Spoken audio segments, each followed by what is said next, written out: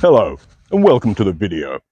This field looks just like any other field in Shropshire, but this field was originally located in the county of Essex and it was moved here in its entirety by Duke Shakenback and put the freshness back, following his famous victory at the Battle of Runny Nose.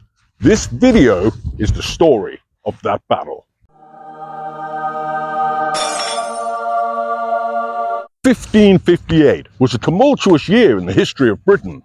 King Henry had bankrupted the entire country in a vain and glorious bid to dig a huge trench across the entirety of Scotland. The idea was to turn Scotland into an island, and in doing so, cut it off from the English forever. However, digging a massive trench across an entire country was such a monumental task that, within a year, the king had spent almost every golden coin in the royal treasury, and he had to abandon the project in shame and disgrace. The Scots offered to finish the job for free, but King Henry was so ashamed that he had to retreat to his exquisite palace in the Mediterranean, where it is said he comforted and consoled himself from the defeat by hosting many lavish and extravagant parties for the elite of aristocratic society. The burden of being a monarch is something that few of us would be able to bear. But back to 1558 and the Battle of Runny Nose. With the king so inconsolably drunk and partying hundreds of miles away, that left a power vacuum back here in Britain. Now, back then, in the 16th century, all of the dukes and nobles knew that they weren't supposed to start civil wars while the king was out of the country.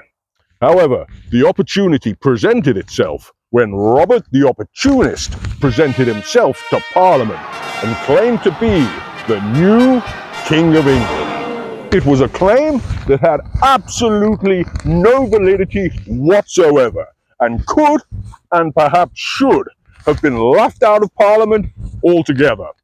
However, the very fact that he had made the claim provided every other pretender to the throne the opportunity to raise an army under the guise of protecting the crown. Within a week, they had decided they were going to hold a series of wars, and if the summer was long enough, and if King Henry didn't return, they were going to turn it into a championship for the throne.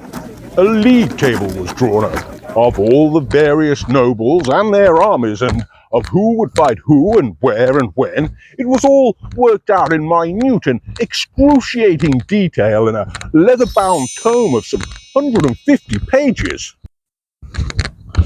Unfortunately, once complete, the book was eaten by a dog, and so the battles were decided by coin toss. The first few battles were fought at night and in total silence, in order to try to hide what the lords were up to and try to stop word from spreading about the outbreak of civil war right from under the noses of the very people who were living in the area where the wars were going on. However, everyone soon agreed that by keeping the battles silent and in near total darkness, no one was really getting the enjoyment out of the battles that they would usually hope for and expect. Furthermore, because the battles were fought at night and in total dark, the numbers of casualties sustained were really quite embarrassingly low. Certainly not impressive, and a number that would normally qualify the conflicts as little more than a skirmish more than they would a full-blown war.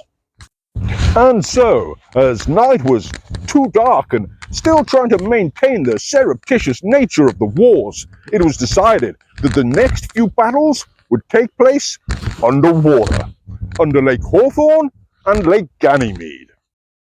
All of the participants drowned, and so, as a result, the House of Burke took all of Lancashire.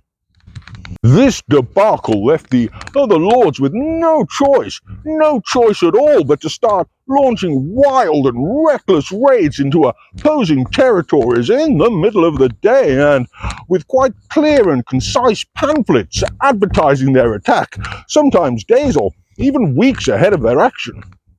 It was a money spinner, and it was very popular, drawing huge crowds, but with all of the festivities and frivolity going on all over the country that summer, it wasn't long before word made its way back to King Henry on his yacht in the Mediterranean.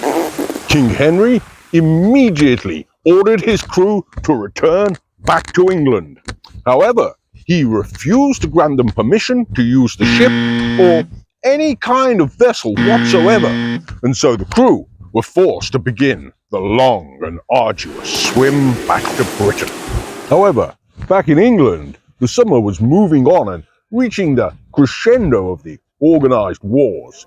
Everyone was having a lot of fun, and so all of the other lords and nobles arrested, sentenced, and then hung Robert the Opportunist for starting the whole affair. Or at least, they thought they did.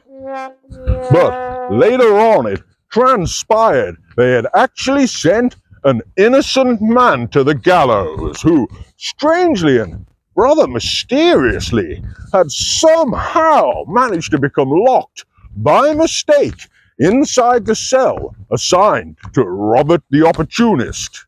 No one is quite sure how, but it represents the third time that the courts tried and failed to hang Robert the Opportunist.